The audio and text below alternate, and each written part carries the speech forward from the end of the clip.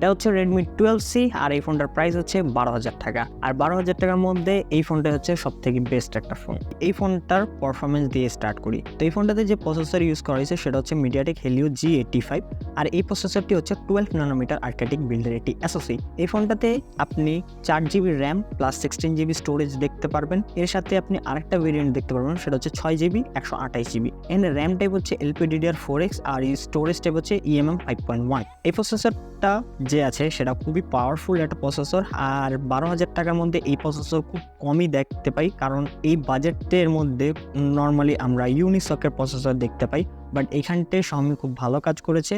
এখানে MediaTek Helio G85 প্রসেসরটা দেওয়ার কারণে ফোনটার যে পারফরমেন্সটা আছে সেটাই স্মুথ হয়ে যায়। এই ফোনটাতে আমি ডে টু ডে ইউজিংয়ের যেগুলো অ্যাপ থাকে যেমন Facebook, Instagram, Twitter, WhatsApp, YouTube all app use করে দেখেছি, কোনো ল্যাগ হিকআপ দেখিনি। বাট মাল্টিটাস্কিংয়ে যায় আমি একটু প্যারা খাইছি, কারণ এখানটায় 4-5টা অ্যাপ মাল্টিটাস্কিং করতে পারবেন, এর বেশি করতে পারবেন না। যেহেতু আমার ফোনটা যে ভেরিয়েন্ট হচ্ছে সেটা হচ্ছে 464, যদি 628টা ইউজ করতাম তাহলে আমি আই থিঙ্ক একটু ভালো মাল্টিটাস্কিং পাইতাম। তো আপনাদের জন্য রেকমেন্ড থাকবে যদি এই ফোনটা কিনেন তাহলে 628টা নেওয়ার চেষ্টা করবেন। আর মাল্টিটাস্কিং মোটামুটি করার মতন আপনাকে পারফরমেন্সটা স্যাটিসফাইড করবে।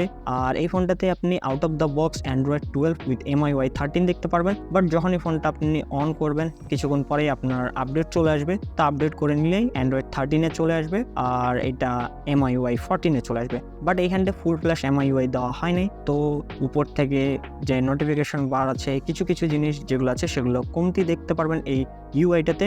মানে এখানটায় বুঝতে পারতেছেন এখানে ফুল ফ্ল্যাশ যে MIUI 14 রয়েছে সেটা কিন্তু দেওয়া হয় নাই। ফোনটাতে আরও একটা মেজর আপডেট দেখতে পারবেন, মানে Android 14-এর একটা আপডেট দেখতে পারবেন। আর আই থিঙ্ক এই ফোনটাতে আমরা হাইপার ওএসটাও দেখতে পারবো। তো যদি ফুল ফ্ল্যাশ হাইপার ওএস দেয় তাহলে একদিক থেকে ভালোই হবে। অল ওভার বলতে গেলে এটার পারফরমেন্সটা খুবই ভালো আছে।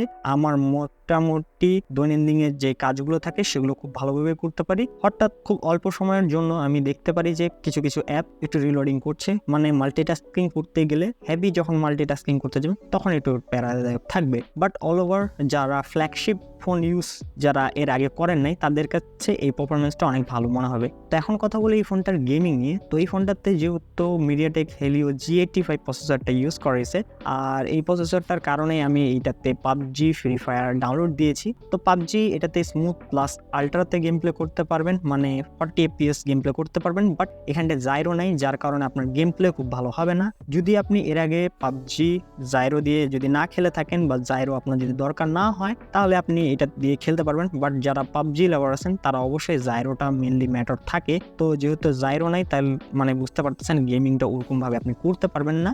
আর ফ্রি ফায়ার এখানটা আপনি হাইয়েস্ট সেটিংয়ে গেম প্লে করতে পারবেন। তো ফ্রি ফায়ার PUBG দুটোর গেম প্লেই আপনারা দেখতে পারতেছেন এখানটায় মোটামুটি খেলার মতন রয়েছে। তো PUBG খেলার জন্য এই ফোনটা লং টাইমের জন্য না, যদি ফ্রি ফায়ার আপনি লং টাইম গেম প্লে করতে চান তাহলে এই ফোনটা দিয়ে আপনি করতে পারবেন। তো এখন এই ফোনটার বেঞ্চমার্ক স্কোরটা দেখাই। তো এখানটা দেখতে পারতেছেন সিঙ্গেল করে এখানটা 409 আসছে আর মাল্টিপল স্কোরে আসছে 1180। তো মোটামুটি ঠিক আছে বাজেট অনুযায়ী। আর ডে টু ডে ইউজিংয়ের যদি এক্সপিরিয়েন্সটা বলি ওটাও ঠিক আছে। আর 12,000 টাকার মধ্যে এর থেকে বেটার পারফরমেন্স আমার মনে হয় না আপনি পাবেন অন্য কোনো ফোনে। তো পারফরমেন্স এবং গেমিং নিয়ে তো কথা বললাম, এখন কথা বলি এই ফোনটার ডিসপ্লে নিয়ে। তো এই ফোনটাতে আপনি 6.71 ইঞ্চের একটি IPS LCD ডিসপ্লে দেখতে পারবেন, যেটা কিনা হচ্ছে একটা HD+ ডিসপ্লে। আর এই ফোনটার যে ডিসপ্লে আছে এখানটা কোনো রিফ্রেশ রেট নাই, এখানটা আপনি রেগুলার 60 হার্টজটাই দেখতে পারবেন। জাস্টার অ্যানিমেশন খুবই ল্যাগি ফিল হবে। যদি এর আগে আপনি 120 হার্টজ ইউজ করে থাকেন বা 90 হার্টজ ইউজ করে থাকেন তাহলে আপনাকে এই প্রবলেমটা ফেস করবেন।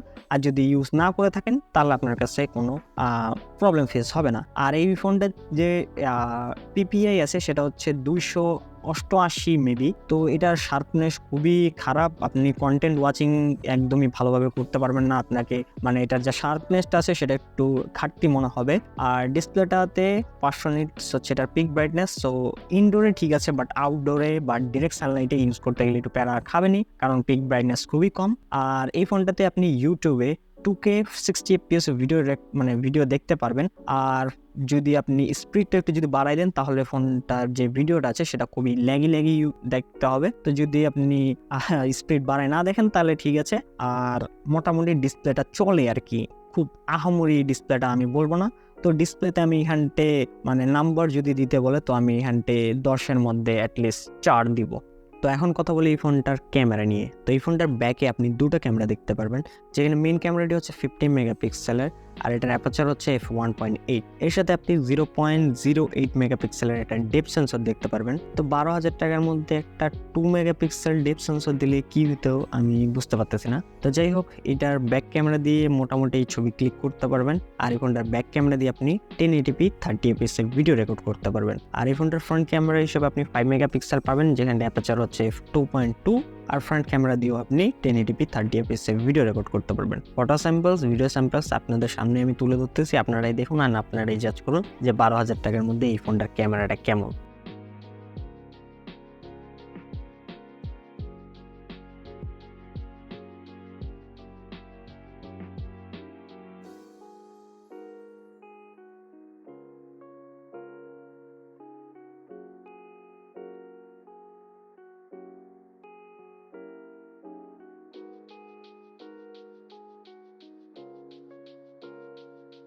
তো চলুন এখন কথা বলি এই ফোনটার ব্যাটারি নিয়ে। তো এই ফোনটাতে আপনি 5000 mAh এর ব্যাটারি দেখতে পারবেন, আর এটার ব্যাটারি ব্যাকআপ অনেক ভালো। তো এই ফোনটা আপনি যদি ফুল চার্জ করেন তাহলে অবশ্যই আপনি একদিনের বেশি এটাতে আপনি ব্যাটারি ব্যাকআপ পাবেন যদি নর্মাল ইউজ করেন। আর যদি হেভি প্রেশারিং করেন তাহলে অলমোস্ট একদিন চলে যাবে। আর যদি আরও হেভি প্রেশারিং করেন তাহলে দিনে একবার চার্জে লাগাইতে হবে। তো আমার ইউজিংয়ের মধ্যে আমি যখন হালকা পাতলা ইউজিং করি তখন আমাকে সারাদিন চলে যায়, জাস্ট রাতে একবার চার্জে লাগাইতে লাগে। আর যখন হেভি প্রেশারিং করি বা গেমিং টেমিং করি, লাইক যেমন এখন ইউটিউবে ভিডিও টিডিও এডিটিং করতেছি, তো এখন আমাকে মনে করেন যে দিনে 2বার চার্জ দিতে হয়েছে। তো আপনি যদি নর্মাল ইউজার হন তাহলে এটাতে আপনি ভালো ব্যাটারি ব্যাকআপ পাবেন, আর স্যাটিসফাইড আপনি থাকবেন না এটার চার্জিং নিয়ে। তো এই ফোনটাতে আপনি 10 ওয়াটের একটা চার্জার পাবেন, আর যেহেতু এই ফোনটাতে মাইক্রো ইউজ করাইছে, মানে টাইপ সি পোর্ট নাই, আর এই ফোনটা হাইয়েস্ট 18 ওয়াট সাপোর্ট করে কিনা সেটা আমি বলতে পারতেছি না। তো 10 ওয়াটের চার্জার দিয়ে এই ফোনটাকে চার্জ হইতে অলমোস্ট 2 ঘন্টার বেশি সময় লাগে। তো যারা এই ফোনটা কিনতেছেন তারা অবশ্যই এই জিনিসটা একটু মাথায় রাখবেন যে এটাতে টাইপ সি পোর্ট নাই, প্লাস মাইক্রো ইউএসবি পোর্ট দিছে আর 10 ওয়াটের চার্জার দিছে। তো এখন যদি এটার পোর্টস এন্ড বাটনস এর যদি কথা বলি, তো রাইট সাইডে আপনি power of button, volume rocker পেয়ে যাবেন, লেফট সাইডে আপনি ট্রিপল কাট স্লট পেয়ে যাবেন, নিচে আপনি স্পিকার গ্রিল, একটা noise cancellation microphone and charging port পাবেন, আর উপরে আপনি 3.5mm হেডফোন জ্যাক পেয়ে যাবেন। তো সেকেন্ডারি নয়েজ ক্যান্সেলেশন মাইক্রোফোন নাই এই ফোনটাতে,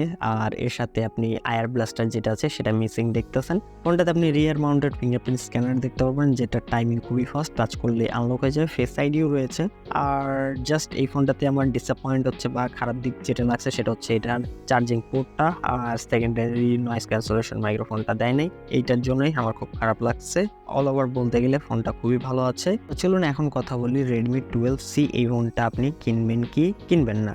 তো যেহেতু এটার সাকসেসর চলে আসছে, মানে Redmi 13c চলে আসছে, তো আমি আপনাদেরকে হাইলি রেকমেন্ড করব আপনারা Redmi 12cটা না কিনে 13cটা কিনুন। আর ওটা কিনলে হবে কি 12c থেকে আপনি বেটার কিছু পাবেন, লাইক ডিসপ্লেটা এটার থেকে একটু বেটার পাবেন, এটার থেকে পারফরমেন্সটাও একটু বেটার পাবেন, অ্যান্ড এই ফোনটাতে যেগুলো কমতি আছে সেগুলো ওই ফোনটাতে কম থাকবে। তো যদি আপনারা মার্কেটে 13c না পান তাহলে আপনারা 12cটা নিতে পারেন। যদি আপনার যেগুলো বললাম এগুলো যদি আপনার মেইনলি ম্যাটার না হয়, এগুলো যদি আপনার ওরকম দরকার না হয়, আমার মতো লাইক যদি আপনার পারফরমেন্সটা ভালো যদি দরকার হয় তাহলে আপনি 12cটা নিতে পারেন। আর যদি আপনি একটু বাজেটটা বাড়ায় যদি আপনি 13cটা কিনেন তাহলে আপনার জন্য একদম কিলার ডিল হবে এই প্রাইস সেগমেন্টে। আর এর থেকেও একটু প্রাইসটা বাড়াইলে আপনি Redmi 12টা পাই যাবেন, ওটা আরও কিলার ডিল হয়ে যাবে। তো আই হোপ আজকের ভিডিওটা আপনাদেরকে ভালো লেগেছে। যদি ভালো লেগে থাকে তাহলে অবশ্যই like, comment and must be subscribe করবেন আমাদের চ্যানেলটাকে। তো দেখা হবে নতুন একটা ভিডিওতে গাইস, ততক্ষণ সবাই ভালো থাকুন। Thanks for watching, good bye guys.